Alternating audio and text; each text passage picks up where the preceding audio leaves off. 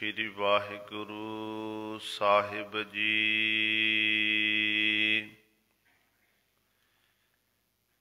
एक ओंकार सतनाम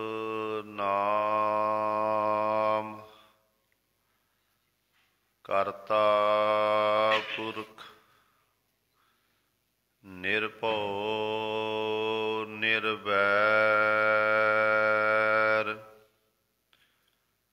अकाल मूरत अजूनी सैभं गुर प्रसाद।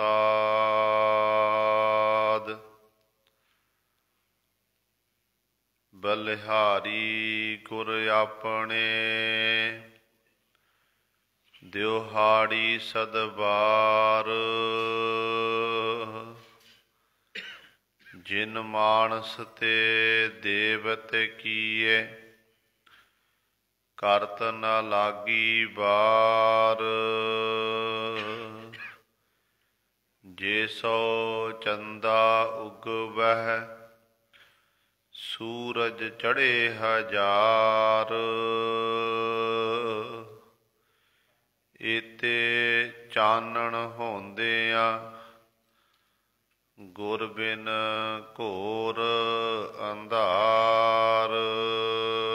बाणी गुरु गुरु है बाणी बिच बाणी अमृत सारे।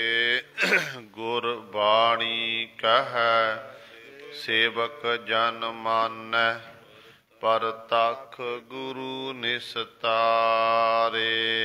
सो कहो टल गुर सेवियै अहनिस सहज सुभाए।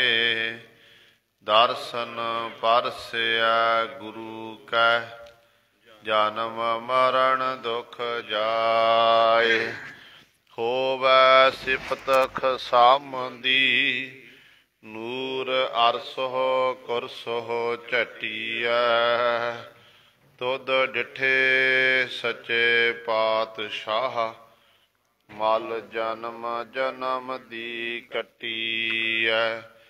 सज्जन सच्चा पातशाह सिर साहांदै साहो। जिस पास बैठिया सबना दा बेसाहो। सतनाम श्री वाहिगुरु साहिब जी।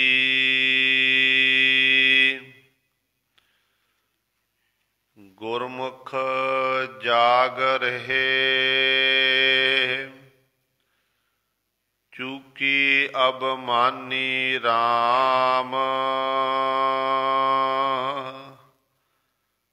अन दिन भोर भया साच समानी राम। गुरमुख जाग रहे चूकी अबमानी राम। अन दिन भोर भया साच समानी राम। साच समानी गुरमुख मन भानी।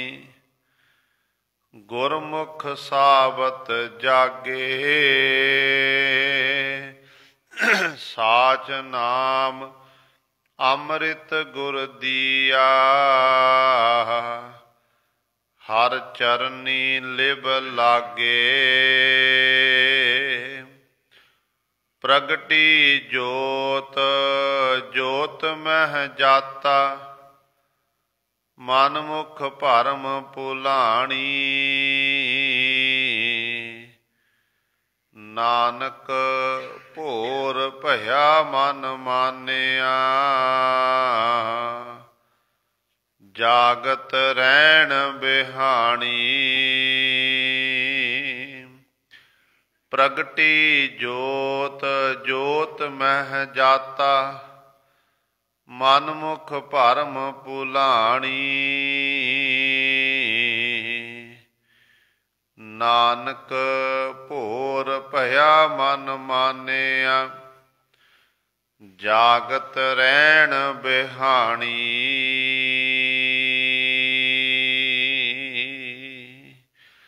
ਵਾਹਿਗੁਰੂ ਜੀ ਕਾ ਖਾਲਸਾ, ਵਾਹਿਗੁਰੂ ਜੀ ਕੀ ਫਤਿਹ। ਪਰਮ ਸਨਮਾਨਯੋਗ, ਜੁਗੋ ਜੁਗ ਅਟਲ,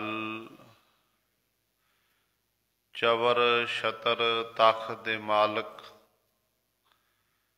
ਬਾਣੀ ਕੇ ਬੋਹਿਤ ਜਾਹਰਾ ਜਹੂਰ, ਹਾਜ਼ਰਾ ਹਜੂਰ, ਸਰਬ ਕਲਾ ਸਮਰੱਥ।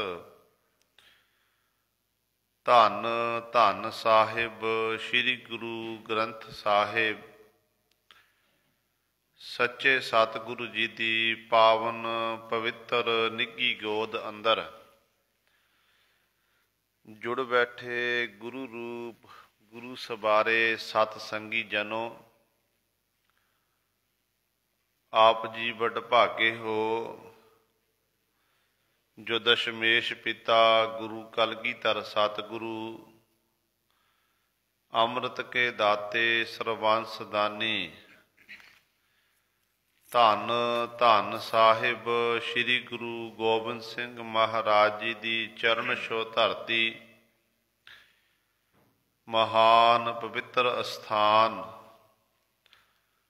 ਗੁਰਦੁਆਰਾ ਮੰਜੀ ਸਾਹਿਬ ਆਲਮਗੀਰ ਵਿਖੇ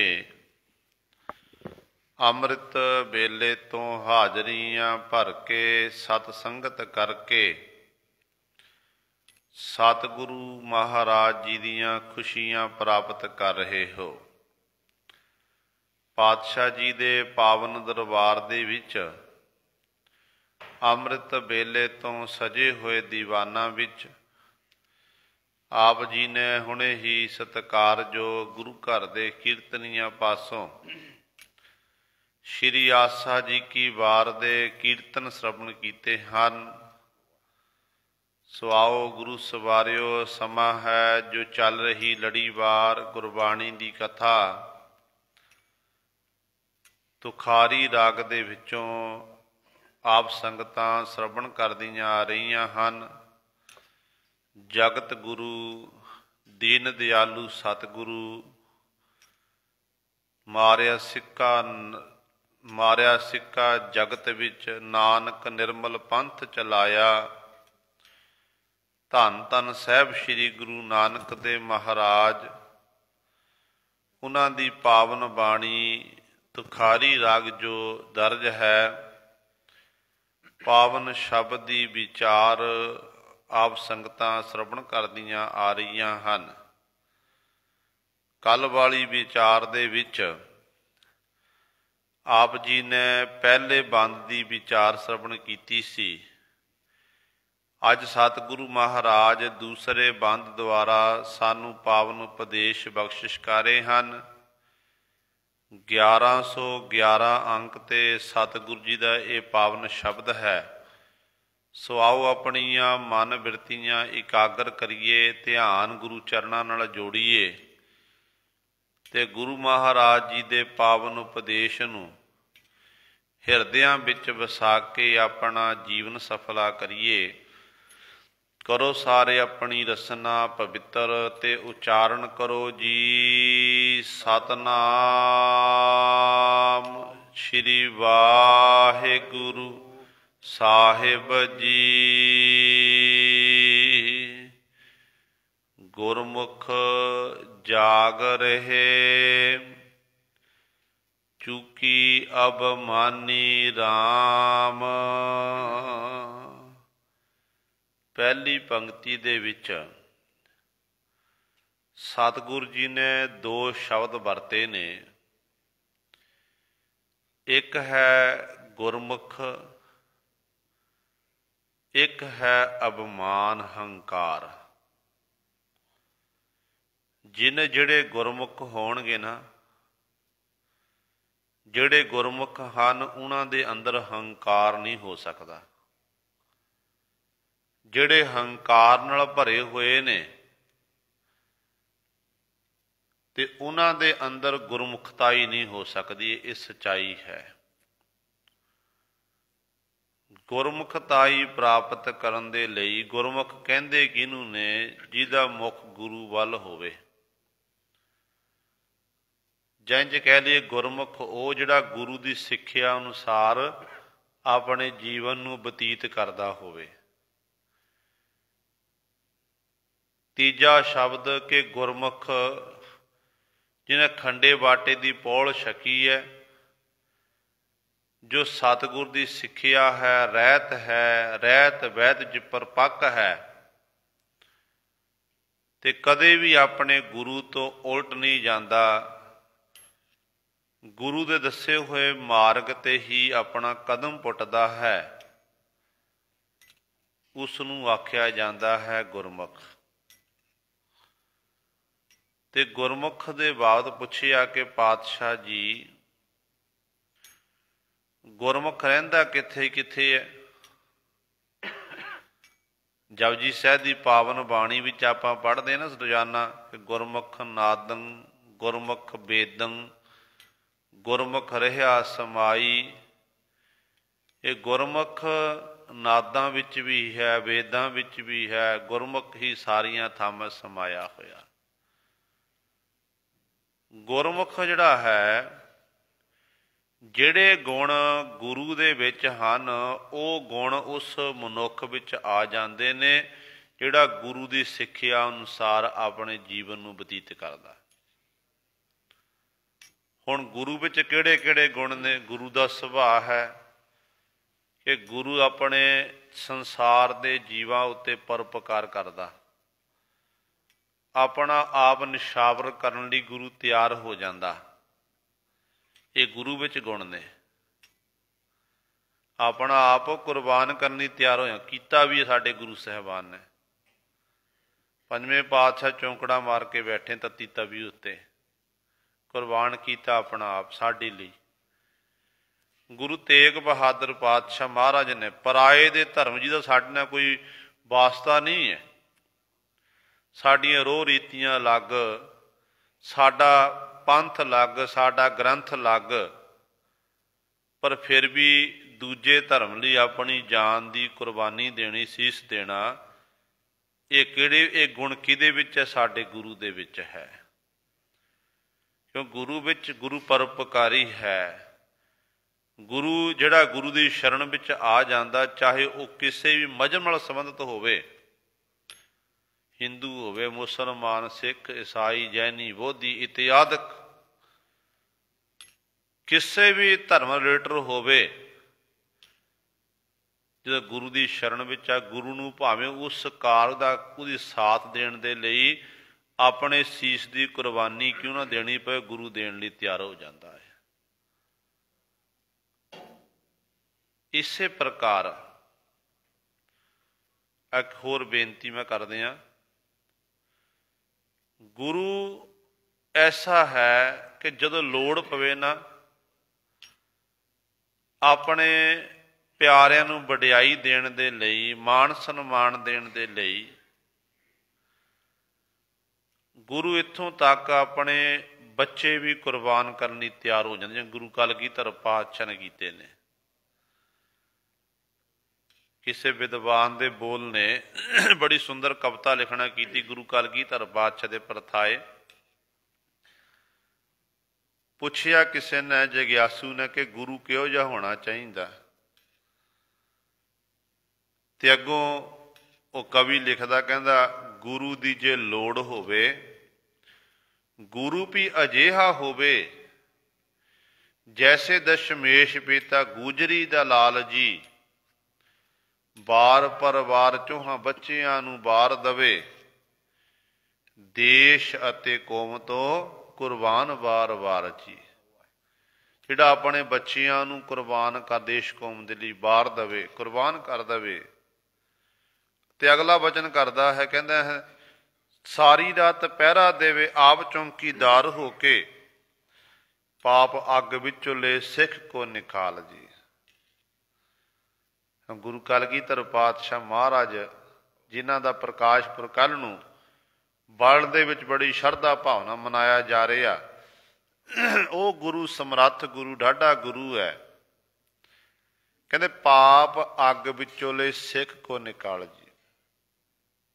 ਇਤਿਹਾਸ ਬਚ ਕੇ ਦੇਖੀਏ, ਗੁਰੂ ਗੋਬਿੰਦ ਸਿੰਘ ਮਹਾਰਾਜ ਦੀ ਹਜ਼ੂਰੀ ਵਿੱਚ ਇੱਕ ਪਰਿਵਾਰ ਚੱਲ ਕੇ ਆਇਆ, ਜਿਹਦਾ ਇੱਕ ਛੋਟਾ ਜਿਹਾ ਪੁੱਤਰ, ਜਿਹਦਾ ਨਾਮ ਹੈ ਜੋਗਾ, ਕਲਗੀਆਂ ਵਾਲੇ ਪਾਤਸ਼ਾਹ ਮਹਾਰਾਜ ਨੂੰ ਆ ਕੇ ਮੱਥਾ ਟੇਕਿਆ। ਸਤਿਗੁਰੂ ਗੁਰੂ ਗੋਬਿੰਦ ਸਿੰਘ ਮਹਾਰਾਜ ਨੇ ਹਾਲੇ ਖੰਡੇ ਬਾਟੇ ਦੀ ਪੋਲ ਤਿਆਰ ਨਹੀਂ ਕੀਤੀ ਸੀ। ਬੱਚੇ ਨੇ ਬੜੀ ਸ਼ਰਧਾ ਭਾਵਨਾ ਮੱਥਾ ਟੇਕਿਆ। ਮੱਥਾ ਟੇਕਣ ਉਪਰੰਤ ਗੁਰੂ ਗੋਬਿੰਦ ਸਿੰਘ ਮਹਾਰਾਜ ਸਨਮੁਖ ਬੈਠ ਗਿਆ ਤੇ ਧੰਨ ਗੁਰੂ ਗੋਬਿੰਦ ਸਿੰਘ ਮਹਾਰਾਜ ਪੁੱਛਦੇ, ਕਹਿੰਦੇ ਬੇਟਾ ਤੇਰਾ ਨਾਮ ਕੀ ਹੈ? ਕਹਿਣ ਲੱਗਿਆ ਕਿ ਸਤਿਗੁਰੂ ਜੋਗਾ। ਜੋਗਾ ਸਿੰਘ ਨਹੀਂ ਬਣਿਆ ਸੀ ਹਲੇ। ਕਹਿਣ ਲੱਗੇ ਕੀ ਨਾਮ ਹੈ? ਜੋਗਾ। ਤੇ ਗੁਰਦੇਵ ਪਿਤਾ ਜੀ ਕਹਿੰਦੇ ਕਿਹਦੇ ਜੋਗਾ? ਗੁੱਜੀ ਰਮਨ ਸੀ। ਤੇ ਬੱਚੇ ਤੋਂ ਰਿਹਾ ਨਹੀਂ, ਬੱਚਾ ਕਹਿਣ ਲੱਗਾ ਪਾਤਸ਼ਾਹ ਆਪ ਜੀ ਜੋਗਾ। ਨਾਮ ਮੇਰਾ ਜੋਗਾ ਤੇ ਆਪ ਜੀ ਜੋਗਾ। ਜਦੋਂ ਕਲਗੀਆਂ ਵਾਲੇ ਪਾਤਸ਼ਾਹ ਮਹਾਰਾਜ ਦੇ ਚਰਨਾਂ 'ਚ ਇਸ ਤਰ੍ਹਾਂ ਆਖਿਆ ਕਿ ਸਤਿਗੁਰੂ ਤੁਹਾਡੇ ਜੋਗਾ, ਤੇ ਗੁਰੂ ਗੋਬਿੰਦ ਸਿੰਘ ਮਹਾਰਾਜ ਆਖਣ ਲੱਗੇ ਜੇ ਤੂੰ ਸਾਡੇ ਜੋਗਾ ਅਸੀਂ ਤੇਰੇ ਜੋਗੇ। ਇਹ ਹੈ ਗੁਰਮੁਖ। ਪਤਾ ਨਹੀਂ ਗੁਰੂ ਦੀ ਕਿਹਦੇ ਉੱਤੇ ਕਦੋਂ ਕਿਰਪਾ ਹੋ ਜਾਣੀ ਹੈ। ਇੱਕ ਬੱਚੇ ਉੱਤੇ ਵੀ ਹੋ ਸਕਦੀ, ਇੱਕ ਬਜ਼ੁਰਗ ਉੱਤੇ, ਨੌਜਵਾਨ ਉੱਤੇ ਹੋ ਸਕਦਾ, ਕਿਸੇ ਉੱਤੇ ਵੀ ਹੋ ਸਕਦੀ ਹੈ। ਜਦੋਂ ਆਖਿਆ ਨਾ ਸਤਿਗੁਰੂ ਤੁਹਾਡੇ ਜੋਗਾ, ਤੇ ਪਾਤਸ਼ਾਹ ਮੈਂ ਤੁਹਾਡੇ ਜੋਗਾ, ਤੁਸੀਂ ਮੇਰੇ ਜੋਗੇ।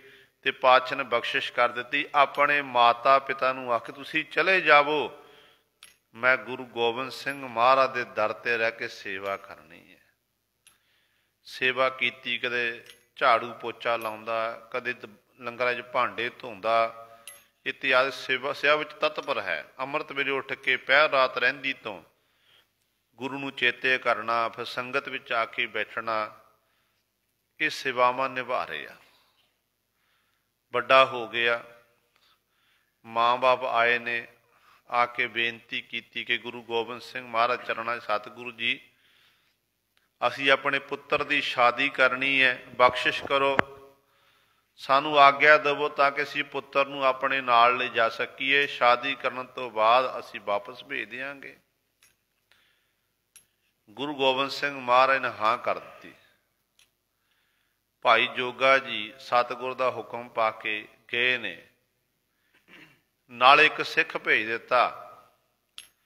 ਸਿੱਖ ਨੂੰ ਸਤਿਗੁਰ ਨੇ ਸਮਝਾਇਆ ਕਿ ਜਦੋਂ ਭਾਈ ਜੋਗੇ ਦੇ ਆਨੰਦ ਕਾਰਜ ਹੋਣੇ ਨੇ ਨਾ, ਉਸ ਸਮੇਂ ਤੁਸਾਂ ਇੱਕ ਹੁਕਮਨਾਮਾ ਪਾਸ਼ਣ ਦੇਣਾ ਕੀਤਾ, ਜੇਬ 'ਚ ਪੱਦ ਬੋਝੇ 'ਚ ਪਾਇਆ ਹੋਇਆ, ਕਿ ਉਦੋਂ ਭਾਈ ਜੋਗੇ ਨੂੰ ਇਹ ਸਾਡਾ ਹੁਕਮਨਾਮਾ ਪਕੜਾਉਣਾ ਹੈ। ਹੁਣ ਗੁਰੂ ਸਵਾਰਿਓ ਵਿਆਹ ਦੀ ਡੇਟ ਨੇੜੇ ਆਈ, ਭਾਈ ਜੋਗਾ ਜੀ ਵਿਆਹਣ ਵਾਸਤੇ ਗਏ ਨੇ, ਉਹ ਸਿੱਖ ਵੀ ਨਾਲ ਗਿਆ।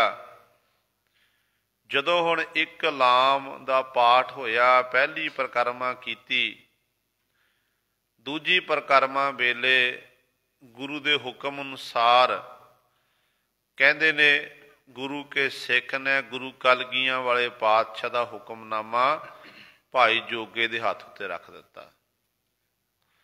ਹੱਥ ਉੱਤੇ ਰੱਖਿਆ, ਹੁਕਮਨਾਮਾ ਪੜ੍ਹਿਆ ਤੇ ਹੁਕਮਨਾਮੇ ਤੇ ਲਿਖਿਆ ਹੋਇਆ ਸੀ, ਹੁਕਮਨਾਮਾ ਪੜ੍ਹਦਿਆਂ ਸਾਰ ਹੀ ਸਾਡੇ ਕੋਲ ਪਹੁੰਚਣਾ ਕਰ। ਜਦੋਂ ਹੁਣ ਇਹ ਸੁਣਿਆ ਤੇ ਬਾਪਿਆਂ ਨੂੰ ਕਹਿਣ ਲੱਗੇ ਕਿ ਮੈਂ ਤਾਂ ਗੁਰੂ ਗੋਬਿੰਦ ਸਿੰਘ ਮਹਾਰਾਜ ਕੋਲ ਜਾਣਾ ਹੈ। ਕਿ ਇਤਿਹਾਸਕਾਰ ਇਹ ਮੰਨਦੇ ਨੇ, ਕਹਿੰਦੇ ਫਿਰ ਜਿਹੜੀਆਂ ਲਾਵਾਂ ਬਾਕੀ ਸਨ ਉਹ ਸ਼ਰਵਣ ਕੀਤੀਆਂ, ਵਿਆਹ ਦੀ ਰਸਮ ਪੂਰੀ ਹੋਈ, ਫਿਰ ਭਾਈ ਜੋਗਾ ਜੀ ਗਏ ਨੇ। ਕਈ ਕਹਿੰਦੇ ਨਹੀਂ, ਉੱਥੇ ਹੀ ਆਪਣਾ ਵਿਆਹ ਛੱਡ ਦਿੱਤਾ, ਆਪਣੇ ਗਲ ਦਾ ਪਰਨਾ ਲਾ ਕੇ ਦੇ ਦਿੱਤਾ ਕਿ ਬਾਕੀ ਜਿਹੜੀਆਂ ਲਾਵਾਂ ਨੇ ਉਹ ਪਰਿਕਰਮਾਂ ਦੇ ਰਾਹੀਂ ਇਹ ਮੇਰੇ ਪੱਲੇ ਦੇ ਰਾਹੀਂ ਕਰਨਾ ਕਰੋ। ਤੇ ਗੁਰੂ ਸਰ ਜਿਵੇਂ ਕਿਵੇਂ ਕਹਿਣ ਦਾ ਭਾ ਆਨੰਦ ਕਾਰਜ ਕਰਵਾ ਕੇ ਘੋੜੇ ਉੱਤੇ ਸਵਾਰ ਹੋ ਕੇ ਭਾਈ ਜੋਗਾ ਜੀ ਆਨੰਦਪੁਰ ਸਾਹਿਬ ਵੱਲ ਨੂੰ ਚੱਲ ਪਏ। ਰਸਤੇ ਵਿੱਚ ਕਦਮ ਪੁੱਟ ਰਿਹਾ ਤੇ ਮਨ 'ਚ ਵਿਚਾਰਾਂ ਆ ਰਹੀ ਕਿ ਮੇਰੇ ਜੈਸਾ ਸਿੱਖ ਕਿਹੜਾ ਹੋਵੇਗਾ ਗੁਰੂ ਗੋਬਿੰਦ ਸਿੰਘ ਮਹਾਰਾਜ ਦਾ। ਮੈਂ ਆਪਣਾ ਵਿਆਹ ਵਿੱਚੇ ਛੱਡ ਕੇ ਆ ਗਿਆ, ਆਨੰਦ ਕਾਰਜ ਹੋਏ ਨੇ, ਨੌਜਵਾਨ ਘਰ ਵਾਲੀ ਨੂੰ ਛੱਡ ਕੇ ਆ ਗਿਆ ਹਾਂ। ਇਤਿਆਦਿਕ ਮਨ 'ਚ ਹੰਕਾਰ ਹੈ, ਗੁਰਮੁਖ ਹੈ। ਇਹ ਪੰਕਤੀ ਪਹਿਲੀ ਪੰਕਤੀ ਹੈ ਕਿ ਗੁਰਮੁਖ ਜਾਗ ਰਹੇ ਚੂਕੀ ਅਭਿਮਾਨੀ ਰਾਮ। ਗੁਰੂ ਦੀ ਕਿਰਪਾ ਨਾਲ ਭਾਈ ਜੋਗਾ ਜੀ ਗੁਰਮੁਖ ਬਣ ਚੁੱਕੇ ਨੇ, ਪਰ ਮਨ ਵਿੱਚ ਉਹ ਅਹੰਕਾਰ ਆ ਗਿਆ ਕਿ ਮੇਰੇ ਜੈਸਾ ਕੋਈ ਨਹੀਂ। ਮੈਂ ਆਪਣਾ ਵਿਆਹ ਵਿੱਚੇ ਛੱਡ ਕੇ ਗੁਰੂ ਗੋਬਿੰਦ ਸਿੰਘ ਮਹਾਰਾਜ ਹੁਕਮ ਦੀ ਪਾਲਣਾ ਕਰਦਾ ਹੋਇਆ ਆਨੰਦਪੁਰ ਸਾਹਿਬ ਨੂੰ ਆ ਰਿਹਾ ਹਾਂ। ਹੁਣ ਹਰਜੂ ਅਹੰਕਾਰ ਨਾ ਭਾਵੇ, ਵੇਦ ਕੂਕ ਸੁਣਾਵੇ, ਗੁਰਬਾਣੀ ਦਾ ਫਰਮਾਨ ਹੈ। ਸਿੱਖ ਵਿੱਚ ਥੋੜ੍ਹਾ ਵੀ ਮਨ 'ਚ ਹੰਕਾਰ ਆ ਜਾਵੇ ਤੇ ਗੁਰੂ ਆਪਣੇ ਸਿੱਖ ਦੇ ਹੰਕਾਰ ਨੂੰ ਦੂਰ ਕਰਦਾ ਹੈ। ਗੁਰੂ ਇਹੋ ਜਿਹਾ ਪਰਚਾ ਪਾਉਂਦਾ ਤੇ ਸਿੱਖ ਆਪਣੇ ਆਪ ਹੱਥ ਜੋੜ ਕੇ ਗੁਰੂ ਪਾਤਸ਼ਾਹ ਦੇ ਚਰਨਾਂ 'ਚ ਘਿਆ ਕੇ ਬੇਨਤੀ ਕਰਦਾ ਹੈ। ਅੱਜ ਇਹੀ ਘਟਨਾ ਵਾਪਰੀ। ਜੋਗਾ ਜੀ ਮਾਣ ਕਰਦੇ ਨੇ, ਹੁਸ਼ਿਆਰਪੁਰ ਦੇ ਕੋਲ ਜਾ ਕੇ ਡੇਰਾ ਲਾਇਆ। ਡੇਰਾ ਕਿਸ ਥਾਂ ਤੇ? ਇੱਕ ਥਾਂ ਤੇ ਸਾਹਮਣੇ ਬੇਸ਼ਵਾ ਦਾ ਚਵਾਰਾ, ਇੱਧਰ ਭਾਈ ਜੋਗੇ ਦਾ ਡੇਰਾ। ਬੇਸ਼ਵਾ ਦੇ ਹਾਵ ਭਾਵ ਦੇਖੇ, ਮਨ 'ਚ ਲਾਲਸਾ ਪੈਦਾ ਹੋਈ ਕਿ ਮੈਂ ਇਸ ਬੇਸ਼ਵਾ ਦਾ ਸੰਗ ਕਰਨਾ ਕਰਾਂ। ਤੇ ਗੁਰੂ ਸਵਾਰਿਓ ਆਪਣੇ ਆਸਣ ਤੋਂ ਜਾਂਦਾ ਬੇਸ਼ਵਾ ਦੇ ਚਵਾਰੇ ਵੱਲ ਨੂੰ, ਪਰ ਸਾਹਮਣੇ ਇੱਕ ਪਹਿਰੇਦਾਰ ਖਲੋਤਾ ਹੋਇਆ, ਚੌਂਕੀਦਾਰ ਖਲੋਤਾ, ਤੇ ਉਹ ਬਾਰ-ਬਾਰ ਤੱਕਦਾ, ਉਹਨੂੰ ਦੇਖ ਕੇ ਮੁੜ ਆਉਂਦਾ। ਸਾਰੀ ਰਾਤ ਜਾਗਦਿਆਂ ਲੰਘੀ, ਥੋੜ੍ਹੀ ਦੇਰ ਫਿਰ ਗਿਆ ਤੇ 3 ਵਾਰੀ ਗਿਆ। ਤੇ ਤੀਸਰੀ ਵਾਰੀ ਗਿਆ ਤੇ ਉਸ ਪਹਿਰੇਦਾਰ ਨੇ ਆਵਾਜ਼ ਮਾਰੀ, ਕਹਿਣ ਲੱਗਿਆ ਕਿ ਦੇਖਣ ਨੂੰ ਤਾਂ ਇਹ ਜਾਪਦਾ ਕਿ ਤੂੰ ਗੁਰੂ ਗੋਬਿੰਦ ਸਿੰਘ ਮਹਾਰਾਜ ਦਾ ਸਿੱਖ ਹੈ, ਆਨੰਦਪੁਰ ਸਾਹਿਬ ਦਾ ਜਿਹੜਾ ਗੁਰੂ ਹੈ, ਪਰ ਤੇਰੇ ਕੰਮ ਸਿੱਖਾਂ ਵਾਲੇ ਨਹੀਂ ਹਨ। ਸਿੱਖ ਕਦੇ ਬੇਸ਼ਵਾ ਦੇ ਚਵਾਰੇ ਉੱਤੇ ਨਹੀਂ ਜਾਂਦੇ, ਸਿੱਖ ਕਦੇ ਪਰ ਇਸਤਰੀ ਦਾ ਸੰਗਤ ਨਹੀਂ ਕਰਦੇ ਜਾਂ ਪਰ ਪੁਰਸ਼ ਸੰਗਤ ਨਹੀਂ ਕਰਦਾ। ਤੇ ਜਦੋਂ ਇਹ ਹਲੂਣਾ ਦਿੱਤਾ ਨਾ, ਕਿਤੇ ਜਾਪਦਾ ਤੂੰ ਗੁਰੂ ਗੋਬਿੰਦ ਸਿੰਘ ਮਹਾਰਾਜ ਸਿੱਖ ਹੈ, ਪਰ ਤੇਰੇ ਕੰਮ ਜਿਹੜੇ ਸਿੱਖਾਂ ਵਾਲੇ ਨਹੀਂ ਹਨ। ਹਲੂਣਾ ਆਇਆ ਤੇ ਗੁਰੂ ਸਰ ਉਸੇ ਸਮੇਂ ਵਾਪਸ ਮੁੜਿਆ ਕਿ ਮਨਾ ਮੇ ਤੋਂ ਕਿੱਡਾ ਵੱਡਾ ਕਰਮ ਹੋ ਗਿਆ। ਆਪਣੀ ਘਰ ਵਾਲੀ ਨੂੰ ਛੱਡ ਕੇ ਆਇਆ। ਮੈਂ ਹੰਕਾਰ ਵਿੱਚ ਗੁਰੂ ਪਾਤਸ਼ਾਹ ਦੇ ਬਚਨਾਂ ਨੂੰ ਮੰਨਿਆ, ਮੇਰੇ ਮਨ 'ਚ ਹੰਕਾਰ ਪੈਦਾ ਹੋਇਆ। ਮੈਂ ਕਿਹੋ ਜਿਹਾ ਨੀਚ ਕਰਮ ਕਰਨ ਜਾ ਰਿਹਾ ਸੀ। ਕਹਿੰਦੇ ਕੋਸਦਾ ਹੋਇਆ ਇੰਜ ਆਨੰਦਪੁਰ ਸਾਹਿਬ ਨੂੰ ਵੱਧ ਰਿਹਾ। ਉਧਰ ਅੰਮ੍ਰਿਤ ਵੇਲੇ ਦਾ ਸਮਾਂ ਹੋਇਆ, ਪਾਤਸ਼ਾਹ ਜੀ ਨੇ ਇਸ਼ਨਾਨ ਇਤਿਆਦਿ ਕੀਤਾ। ਸਤਿਗੁਰ ਦੇ ਦੀਵਾਨ ਸਜੇ ਹੋਏ ਨੇ।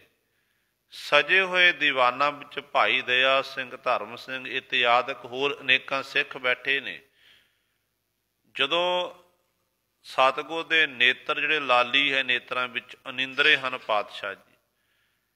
ਭਾਈ ਦਇਆ ਸਿੰਘ ਜੀ ਸਵਾਲ ਕਰਦੇ, ਕਹਿਣ ਲੱਗੇ, ਪਾਤਸ਼ਾਹ ਜਿੱਥੋਂ ਤੱਕ ਮੈਨੂੰ ਪਤਾ ਹੈ ਕਿ ਆਪ ਜੀ ਸਾਰੀ ਰਾਤ ਆਪਣੇ ਮਹਿਲਾਂ ਵਿੱਚ ਰਹੇ, ਕਿਤੇ ਬਾਹਰ ਨਹੀਂ ਗਏ, ਪਰ ਸਤਿਗੁਰੂ ਤੁਹਾਡੇ ਨੇਤਰਾਂ ਤੋਂ ਇੰਝ ਜਾਪਦਾ ਹੈ ਕਿ ਜਿਵੇਂ ਆਪ ਜੀ ਸਾਰੀ ਰਾਤ ਸੁੱਤੇ ਨਹੀਂ ਹੋਣਗੇ।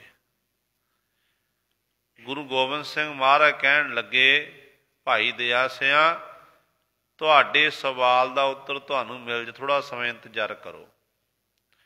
ਐਨੇ ਚ ਨੂੰ ਗੱਲਾਂ ਬਾਤਾਂ ਚੱਲ ਰਹੀਆਂ, ਬਚਨ ਵਿਲਾਸ ਹੋ ਰਹੇ ਨੇ। ਕਹਿੰਦੇ ਭਾਈ ਜੋਗਾ ਜੀ ਸਤਿਗੁਰੂ ਮਹਾਰਾਜ ਦੇ ਸਨਮੁਖ ਆ ਗਿਆ, ਮੱਥਾ ਟੇਕਿਆ। ਗੁਰੂ ਗੋਬਿੰਦ ਸਿੰਘ ਮਹਾਰਾਜ ਚਰਨਾਂ ਸਜਦਾ ਕਰਕੇ ਭਾਈ ਜੋਗਾ ਜੀ ਆਖ ਰਿਹਾ ਕਿ ਪਾਤਸ਼ਾਹ ਮੈਨੂੰ ਬਖਸ਼ ਲਓ, ਬਖਸ਼ ਲਓ, ਬਾਰ-ਬਾਰ ਬੇਨਤੀ ਇਹੀ ਕਰ ਰਿਹਾ। ਸਤਿਗੁਰੂ ਗੁਰੂ ਗੋਬਿੰਦ ਸਿੰਘ ਮਹਾਰਾਜ ਦੇ ਚਰਨਾਂ 'ਚ ਘਟਨਾ ਦੱਸੀ ਹੈ। ਤੇ ਕਲਗੀਧਰ ਪਾਤਸ਼ਾਹ ਮਹਾਰਾਜ ਕਹਿਣ ਲੱਗੇ, ਭਾਈ ਜੋਗਾ ਸਿਆਂ आप भी जाग्या ते सानू भी सारी रात जागना पिया।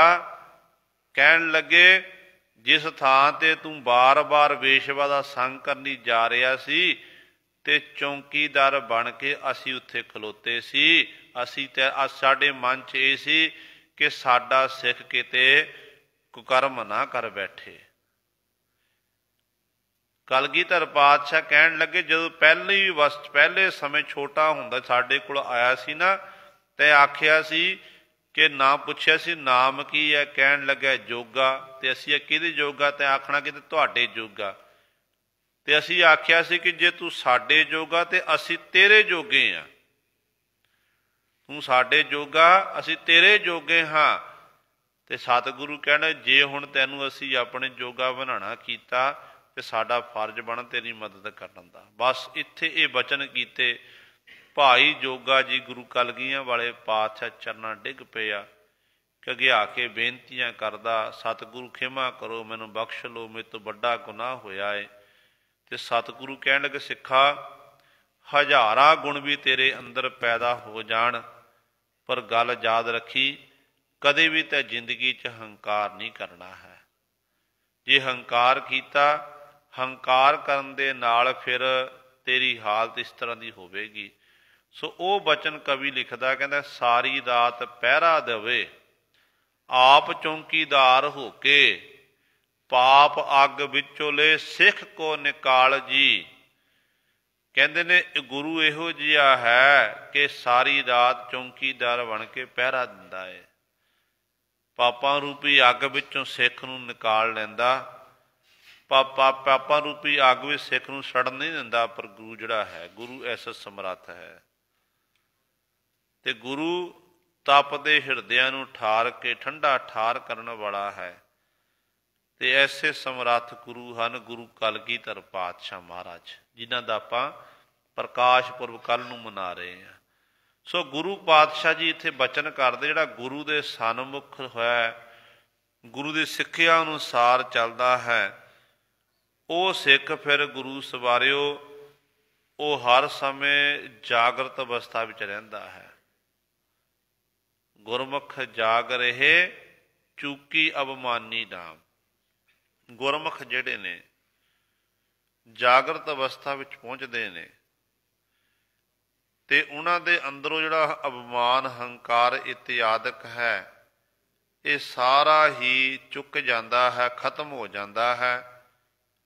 हंकार की थां ते उन्हां दे हिरदे अंदर एक गुण पैदा हुंदा है जिन्हों निम्रता आख्या जाता है। जिहदे बाबत सतगुरु महाराज कहते ने गरीबी गदा हमारी खन्ना रेण सगल शारी। सतगुरु दा गरीबी की है? गरीबी तो भाव निम्रता। ये नहीं कि मैले को चले पाटे वस्त्र पे नहीं। मन की गरीबी की पातशाह गल करते हैं तन की गरीबी की नहीं। तन की गरीबी तो अपने कर्मां अनुसार है। कोई अमीर है कोई गरीब है। किसी के घर का मसा गुजरान जा कईयां दे घर उत्ते सतगुरु की बड़ी बख्शिश है। जिस तरीके नाल सानू खाण पीण पहनण नहीं मिल रहा ना साडा फर्ज बनता कि आपां गुरु का वो धन्नवाद करिए शुकराना करिए। ते गुरु पातशाह कहते ने इस प्रकार जिन्हां दे अंदर गुरु सवारे फिर जिहड़े गुरमुख जन हन वो जागृत अवस्था च पहुँच जाते हैं। हंकार इत्यादि दूर कर देंदे हन। जो हंकार खत्म हो गया मन में निम्रता पैदा हो गई। निम्रता दे राही निम्रता की है? सतगुर गुरज है। गदा तो पा गुरज कि निम्रता एक गुरज की न्याई है। जिवें गुरज नाल गुरु सवारिओ मैदाने जंग दे विच दुश्मन नाल मुकाबला दुश्मनों नूं मारिया जांदा ना ते गरीबी रूपी गदा जिहड़ी है निम्रता रूपी गदा हाथ विच लैके काम क्रोध लोभ मोह हंकार जिहड़े ये विषय ने ये विकार हन इन्हां नूं मारिया जा सकदा है जे मन दे विच निम्रता होवे। निम्रता एडा बड़ा गुरु सिर्फ ये दात है सतगुरु सन दित्ती होई है। ते गुरु पातशाह कहंदे ने गुरमुख जन जिहदा मुख गुरु दे सन्मुख है वो जागृत अवस्था च पहुँच जाते हैं। ਉਹਨਾਂ ਦੇ ਅੰਦਰੋਂ ਚੂਕੀ ਅਭਿਮਾਨੀ ਰਾਮ, ਜਿਹੜਾ ਹੰਕਾਰ ਹੈ ਨਾ, ਇਹ ਹੰਕਾਰ ਉਹਨਾਂ ਦੇ ਅੰਦਰੋਂ ਬਿਲਕੁਲ ਖਤਮ ਚੁੱਕਿਆ ਜਾਂਦਾ ਹੈ। ਉਹ ਸ਼ੁੱਧ ਹਿਰਦੇ ਵਾਲੇ ਹੋ ਜਾਂਦੇ ਹਨ। ਆਂਦਿਨ ਭੋਰ ਭਇਆ ਸਾਚ ਸਮਾਨੀ ਰਾਮ। ਫਿਰ ਉਹਨਾਂ ਜੀਵਾਂ ਦੀ ਅਵਸਥਾ ਇਹੋ ਜਿਹੀ ਬਣ ਜਾ, ਆਂਦਿਨ ਦਿਨ ਰਾਤ ਉਹਨਾਂ ਦੇ ਹਿਰਦੇ, ਭੋਰ ਦਾ ਭਾਵ ਹੈ ਕਿ ਆਤਮ ਅਡੋਲਤਾ ਵਾਲੀ ਅਵਸਥਾ ਪ੍ਰਾਪਤ, ਜੀ ਚਾਨਣ ਹੋ ਜਾਣਾ। ਜਦੋਂ ਗੁਰੂ ਦਾ ਗਿਆਨ ਹਿਰਦੇ ਅੰਦਰ ਸਮਾ ਜਾਵੇ ਨਾ, ਤੇ ਫਿਰ ਚਾਨਣ ਦਾ ਮੁਨਾਰਾ ਹੁੰਦਾ। ਜਿਵੇਂ ਸੂਰਜ ਚੜ੍ਹਦਾ, ਸੂਰਜ ਚੜ੍ਹਨ ਨਾਲ ਹਨੇਰਾ ਦੂਰ ਹੁੰਦਾ, ਚਾਨਣ ਰੁਸ਼ਨਾ ਜਾਂਦਾ ਹੈ।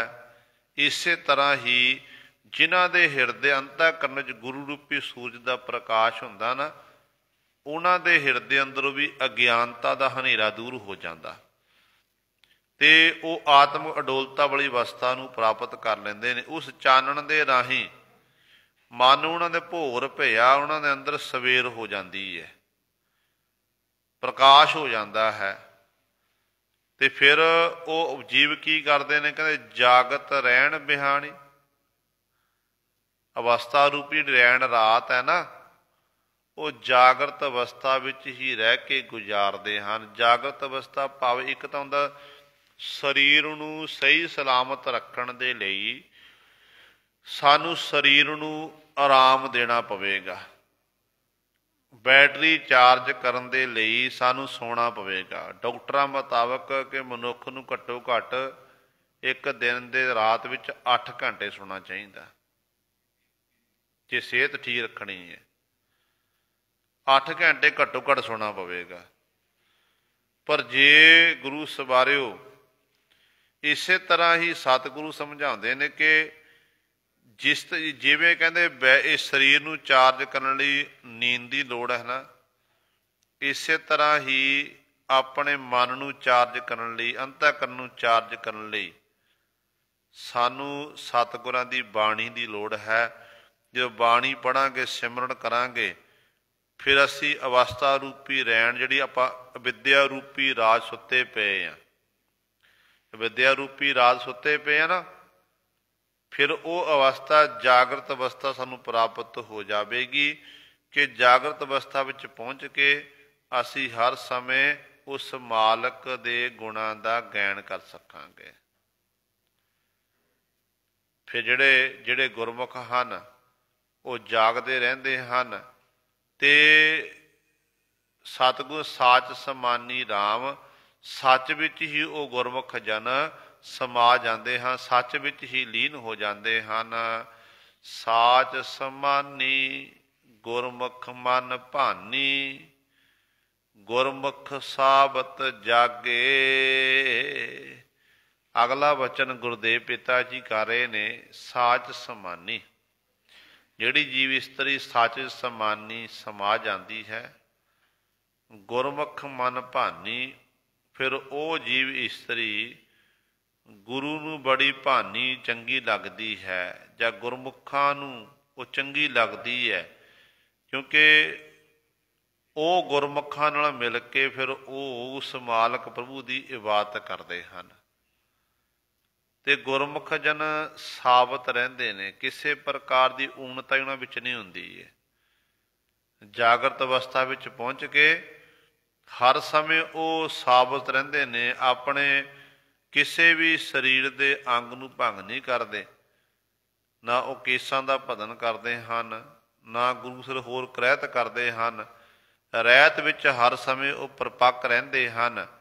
ਤੇ ਗੁਰਦੇਵ ਪਿਤਾ ਜੀ ਕਹਿੰਦੇ ਇਸ ਤਰ੍ਹਾਂ ਉਹ ਜਾਗਰਤ ਅਵਸਥਾ ਵਿੱਚ ਪਹੁੰਚੇ ਹੁੰਦੇ ਨੇ, ਦਿਨ ਰਾਤ ਉਸ ਮਾਲਕ ਨੂੰ ਚੇਤੇ ਕਰਦੇ ਹਨ। ਸਾਚ ਨਾਮ ਅੰਮ੍ਰਿਤ ਗੁਰ ਦੀਆ, ਹਰ ਚਰਣੀ ਲਿਵ ਲਾਗੇ। ਅਗਲਾ ਬਚਨ ਸਤਿਗੁਰੂ ਜੀ ਕਰ ਰਹੇ ਨੇ, ਇਹ ਗੁਰੂ ਪਾਸੋਂ ਸਾਨੂੰ ਮਿਲਦਾ ਕੀ ਹੈ, ਗੁਰੂ ਦਿੰਦਾ ਕੀ ਹੈ। ਜਿਸ ਸਮਰੱਥ ਗੁਰੂ ਦੀ ਆਪਾਂ ਗੱਲ ਕਰ ਰਹੇ ਹਾਂ, ਉਹ ਗੁਰੂ ਪਾਸੋਂ ਸਾਨੂੰ ਕੀ ਮਿਲ ਰਿਹਾ ਹੈ, ਗੁਰੂ ਕੀ ਦੇਣ ਵਾਲਾ ਹੈ। ਤੇ ਪਾਤਸ਼ਾਹ ਕਹਿੰਦੇ ਨੇ, ਗੁਰੂ ਸਭ ਤੋਂ ਪਹਿਲਾਂ ਸਾਚ ਨਾ, ਸੱਚਾ ਨਾਮ ਹੈ ਪਰਮੇਸ਼ਰ ਦਾ, ਇਹ ਦਿੰਦਾ ਹੈ। ਦੂਜਾ ਅੰਮ੍ਰਿਤ ਗੁਰ ਦੀਆ। ਅੰਮ੍ਰਿਤ ਕਹਿੰਦੇ ਮ੍ਰਿਤੂ ਤੋਂ ਰਹਿਤ ਕਰਨ ਵਾਲਾ, ਜਿਹਨੂੰ ਪੀ ਕੇ ਮਨ ਵਿੱਚੋਂ ਮੌਤ ਦਾ ਡਰ ਖੌਫ ਖਤਮ ਹੋ ਜਾਵੇ। ਇੱਕ ਤਾਂ ਗੁਰੂ ਸੱਚਾ ਨਾਮ ਦਿੰਦਾ, ਦੂਜਾ ਨਾਮ ਅੰਮ੍ਰਿਤ ਦਿੰਦਾ ਹੈ। ਪਰ ਉਹ ਨਾ ਦਿੰਦਾ ਕਿ ਇਹਨਾਂ ਨੂੰ ਜਿਹੜੇ ਹਰ ਚਰਣੀ ਲਿਵ ਲਾਗੇ, ਜਿਹੜੇ ਹਰੀ ਪਰਮਾਤਮਾ ਦੇ ਚਰਨਾਂ ਵਿੱਚ ਆਪਣੀ ਲਿਵ ਬਿਰਤੀ ਨੂੰ ਜੋੜ ਕੇ ਰੱਖਦੇ ਹਨ, ਉਹਨਾਂ ਨੂੰ ਗੁਰੂ ਸਰੇ ਪਰਮੇਸ਼ਰ ਵਾਹਿਗੁਰੂ ਆਪਣੇ ਦਰੋਂ ਨਾਮ ਦੀਆਂ ਦਾਤਾਂ ਦਿੰਦਾ ਹੈ। ਇੱਕ ਗੱਲ ਨੂੰ ਆਪਾਂ ਵਾਰ-ਵਾਰ ਦੁਹਰਾਈਏ ਨਾ,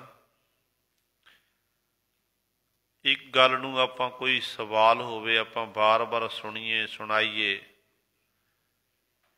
ਆਪਾਂ 5 ਵਾਰੀ 10 ਵਾਰੀ ਬੋਲੀ ਤੇ ਬੰਦੇ ਦਾ ਮਨ ਅੱਕ ਜਾਂਦਾ ਹੈ। ਬੰਦੇ ਦਾ ਮਨ ਅੱਕਦਾ ਕਿ ਵਾਰ-ਵਾਰ ਇੱਕ ਗੱਲ ਹੀ ਸੁਣੀ ਜਾ ਰਹੇ ਹਾਂ, ਇੱਕ ਗੱਲ ਹੀ ਪੜ੍ਹੀ ਜਾ ਰਹੇ ਹਾਂ, ਇੱਕ ਗੱਲ ਹੀ ਬੋਲੀ ਜਾ ਰਹੇ ਹਾਂ। ਪਰ ਦੂਜੇ ਪਾਸੇ ਆਪਾਂ ਜੇ ਗੁਰਬਾਣੀ ਦੀ ਗੱਲ ਕਰੀਏ, ਜੇ ਸਤਿਗੁਰ ਦੇ ਸਿਮਰਨ ਦੀ ਗੱਲ ਕਰੀਏ ਨਾ, ਜੇ ਬਾਣੀ ਪੜ੍ਹਦੇ ਹਾਂ, ਸਿਮਰਨ ਕਰਦੇ ਹਾਂ, ਨਿੱਤਾ ਪ੍ਰਤੀ ਰਸ ਵੱਖਰਾ ਬਣਦਾ ਹੈ, ਅੱਕਦਾ ਨਹੀਂ ਬੰਦੇ ਦਾ ਮਨ। ਉਹ ਵੱਖਰੀ ਗੱਲ ਹੈ ਕਿ ਜਦੋਂ ਬੰਦਾ ਘੰਟਾ 2 ਘੰਟੇ ਬਹਿੰਦਾ ਗੁਰੂ ਦੀ ਹਜ਼ੂਰੀ 'ਚ, ਸਹਿਜ ਪਾਠ ਜਾਂ ਹੋਰ ਬਾਣੀ ਪੜ੍ਹਦਾ ਹੈ, ਸਰੀਰ ਉੱਤੇ ਆਲਸ ਜ਼ਰੂਰ ਆਉਂਦਾ, ਸਰੀਰ ਥੱਕ ਜਾਂਦਾ ਪਰ ਮਨ ਨਹੀਂ ਥੱਕਦਾ, ਜਿਹਨਾਂ ਦੇ ਅੰਦਰ ਲਾਲਸਾ ਜਾਜਦ ਗੁਰੂ ਦੇ ਪ੍ਰਤੀ। ਇਸੇ ਕਰਕੇ ਪੰਥ ਰਤਨ ਸੰਤ ਸਿੰਘ ਮਸਕੀਨ ਜੀ ਬੜਾ ਸੁੰਦਰ ਲਿਖਦੇ ਨੇ, ਕਹਿੰਦੇ ਇਹ ਬੰਦੇ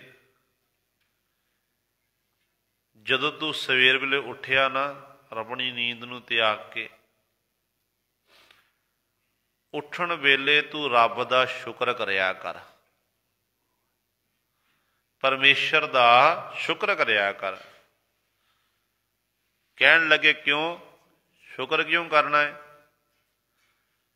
ਕਹਿਣ ਲੱਗੇ ਸ਼ੁਕਰ ਇਸ ਕਰਕੇ ਕਰਨਾ ਕਿ ਵਾਹਿਗੁਰੂ ਦੇ ਚਰਨਾਂ 'ਚ ਜੁੜ ਕੇ ਧੰਨਵਾਦ ਕਰਨਾ ਕਿ ਹੇ ਵਾਹਿਗੁਰੂ ਤੈਂ ਮੈਨੂੰ ਜਿਉਣ ਲਈ ਇੱਕ ਦਿਨ ਹੋਰ ਦੇ ਦਿੱਤਾ ਹੈ, ਜਿਉਣ ਲਈ ਇੱਕ ਦਿਨ ਹੋਰ ਦਿੱਤਾ ਹੈ। ਕੀ ਪਤਾ ਆਪਾਂ ਰਾਤ ਸੁੱਤੇ ਸੁੱਤੇ ਰਹਿ ਜਾਈਏ, ਜੇ ਸਵੇਰੇ ਅੱਖ ਖੁੱਲੀ ਹੈ ਨਾ, ਇਹਦਾ ਮਤਲਬ ਆਪਾਂ ਜੀ ਰਹੇ ਹਾਂ।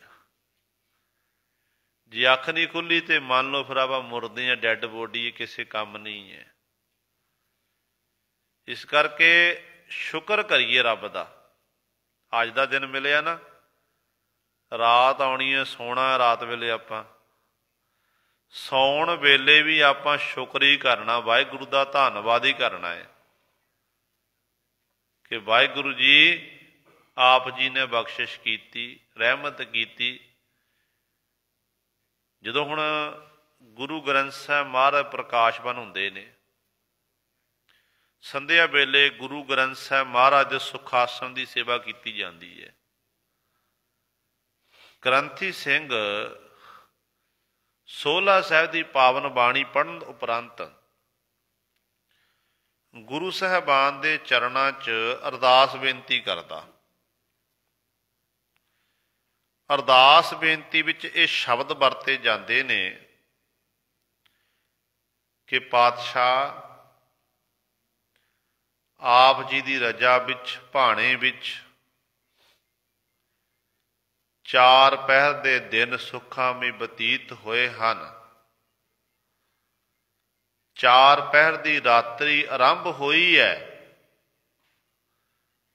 ਆਪਣੇ ਭਾਣੇ ਆਪਣੇ ਰਜਾ 'ਚ ਬਤੀਤ ਕਰਾਉਣੀ, ਆਪਣਾ ਨਾਮ ਜਪਾਣਾ। ਇਹ ਕਿਉਂ ਕਿਹਾ ਜਾਂਦਾ ਹੈ? ਸਿੱਖਿਆ ਕੀ ਮਿਲਦੀ ਹੈ? ਇਸ ਕਰਕੇ ਆਖਿਆ ਜਾਂਦਾ ਤਾਂ ਕਿ ਜਿਹੜਾ 4 ਪਹਿਰ ਦਾ ਦਿਨ ਮਾਲਕਾ ਸਾਡਾ ਜਿਉਂਦਿਆਂ ਦਾ ਲੰਘ ਗਿਆ। 4 ਪਹਿਰ ਦੇ ਦਿਨ ਵਿੱਚ ਸਾਡੀ ਜਿਹੜੀ ਜੀਵਨ ਲੀਲਾ ਸਮਾਪਤ ਨਹੀਂ ਹੋਈ। ਹੁਣ ਰਾਤਰੀ ਆਈ ਹੈ, ਰਾਤਰੀ ਦਾ ਕਿਸੇ ਨੂੰ ਪਤਾ ਨਹੀਂ ਕਿ ਰਾਤ ਵੇਲੇ ਹੋਣਾ ਕੀ ਹੈ, ਹੋਣੀ ਦਾ ਕੀ ਪਤਾ ਕਦੋਂ ਆ ਜਾਣੀ ਹੋਣੀ। कदों मौत ने दस्तक देना है किसी नूं नहीं पता। ते गुरदेव पिता जी कहते तू इस समय जदों रात दे उत्ते ये समा आया सौण लग्या, सौण वेले भी तू शुकराना ही कर, धन्नवाद ही कर कि मालका सौण लई रात दित्ती है। सवेरे उठिया, उठण वेले भी तू रब दा शुकर कर, रब दा धन्नवाद कर कि मेरे मालक जी, मेरे प्रभु जी, आप जी ने साडे उत्ते ये बख्शिश कीती, तेरा धन्नवाद है, मैनू जीउण लई ये दिन भी दे दिता है। ये है शुकराना। जो इस तरीके नाल आपां वाहिगुरू दा शुकराना वार वार करांगे ते वाहिगुरू दे दर तो पता सानू की प्राप्त हो जाना। पर आपां शुकराना नहीं करते, धन्नवाद नहीं करते। ते सतगुरु कहंदे ने जिहड़े गुरमुख जन हन वो हर समय साच समानी, गुरमुख मन भानी, गुरमुख साबत जागे, सच नाम पाया, हच नाम गुर अमृत दिया, हर चरणी लिव लागे। गुरु दे दर तो ਸਾਨੂੰ सच्चा नाम प्राप्त हुंदा। गुरु अपने दरों नाम अमृत की बरखा करदा, ये गुरु दिंदा है ते गुरु की किरपा दे नाही ही हर चरणी लिव लागे। देखो तीन बख्शिशां सातों एक पंक्ति जी करते, कहते पहला है सच्चा नाम जिहड़ा मिलदा कित्थों है, गुरु पासों। वेद कतेब अगोचरा, वाहिगुरु गुर शब्द सुनाया। भाई गुरदास जी कहते ने वाहिगुरु गुर मंत्र है, जप होमै खोई। ये भाई गुरदास जी के बचन ने। कहते वो सच्चा नाम मिलिया कित्थों, गुरु पासों। दूजा है अमृत, ये भी गुरु पासों मिले, मृत्यु तो रहत करने वाला। तीजा है हर चरणी लिव लागे, कि गुरु की किरपा दे राही ही जिहड़ी लिव है ना, बिरती है, वो हरि परमात्मा दे सुंदर कमलों वर्गे चरना नाल जुड़दी है। जदों गुरु किरपा करदा, परमेश्वर सतगुरु जी मेहर करते हैं, प्रगटी जोत जोत मह जाता, मन मुख भरम भुलाणी। गुरु पातशाह जी फिर बचन करते हैं, कहते जदों लिव सुरती उस मालक में जुड़ जाती है, शब्द सुरती का समेल हो जाता, कहते फिर अंदरों जोत प्रगट होंदी है। जिहड़ी जोत अखंड जोत कदे बुझण वाली नहीं है, परमेश्वर रूपी जोत कहते वो प्रगट हो जाती है। उसे जोत दे राही फिर जीव नूं ये सिक्ख्या मिलती है। सिक्ख्या किहड़ी, कि जोत मह जाता।